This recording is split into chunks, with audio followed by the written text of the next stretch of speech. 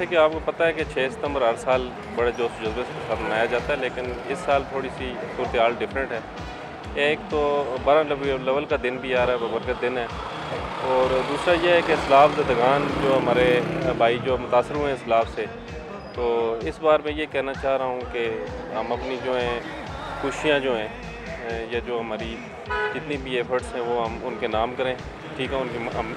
मदद करें ताकि वो लोग दोबारा स्टेबल हो सकें। पाक आर्मी जैसा कि आपके इल्म में है कि हमेशा वो हर डिज़ास्टर में, जैसे हमारे AJK में भी डिज़ास्टर आया